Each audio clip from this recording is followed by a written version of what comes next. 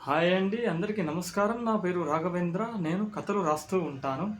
ఈరోజు ఒక చిన్న కథ విందాం.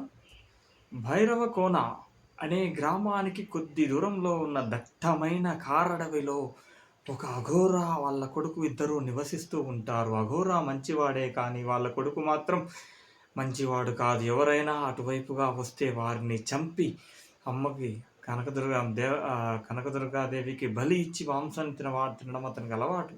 ఇలా ఒకరిద్దరిని అలా చేయటంతో ఆ గ్రామస్తులకు అనుమానం వచ్చి అతన్ని కాచి చంపబోయేసరికి అతను వాళ్ళ నుంచి తప్పించుకొని వేగంగా కొన్ని కిలోమీటర్లు నడుచుకుంటూ వెళ్ళి అనుకోకుండా రోడ్డుపై హైవే పైకి వచ్చి కారు ప్రమాదానికి గురవుతాడు. అయితే ఆ కారును ఉన్నటువంటి ఇద్దరు అక్కా చెల్లెలు అతన్ని తీసుకుని హాస్పిటల్లో జాయిన్ చేపిస్తారు. అదృష్టవశాత్తు అతని ప్రాణానికి ప్రమాదం కలగదు. కానీ 2 రోజులు ఉన్న తర్వాత ఆ అఘోరాకి అక్కడ ఉండడం చాలా ఇబ్బందిగా అనిపిస్తుంది. ఎందుకంటే అతను పుట్టిన దగ్గర నుంచి అడవిలో ప్రశాంతంగా తిరిగేటి వాడికి అలాంటి ప్రదేశాల్లో ఉండడం ఇబ్బంది అనిపిస్తుంది. అయితే ఇగ ఈ కాపాడిన వాళ్ళలో చెల్లెలు మాత్రం అతన్ని రిక్వెస్ట్ చేసి, "అయ్యా మీరు దయచేసి ఈ గాయాలు అయిపోయేంత వరకు మా గెస్ట్ హౌస్‌లో ఉండండి" అని చెప్పి అతన్ని జాగ్రత్తగా చూసుకుంటుంది. అతని మంచితనం చూసి అతను పూర్తిగా మారిపోతాడు. అయితే ఒకరోజు రాత్రి అనుకోకుండా వాళ్ళ ఇంటిలో నుంచి ఒక పాప గట్టిగా అరవటాన్ని అది వింటాడు. మరుసటి రోజు ఆ అమ్మాయిని, "ఎవరు అలా అరుస్తున్నారు? ఏంటి సమస్య?" అని అడగగా ఆ అమ్మాయి, "మా అక్క కూతురే అండి. ఆ అమ్మాయికి ఆరోగ్యం బాగాలేదు" అని చెప్తుంది.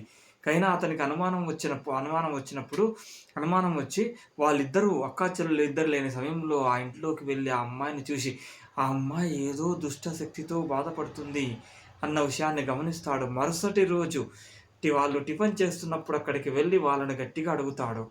ఆళ్ళ అక్క మాత్రం, "ఎవరు బాబు నువ్వు? నా సమస్యలు మేమే అల్లాడిపోతుంటే నువ్వేంటి మధ్యలో" అని సీరియస్‌గా అంటుంది. అయినా వినకుండా, "ఒక్క నిమిషం ఆగండి" అని అతను పూజ గదిలోకి వెళ్ళి అక్కడ ఉన్నటువంటి కుంకుమను తెచ్చి ఆ అమ్మాయి ముఖం మీద వేస్తాడు.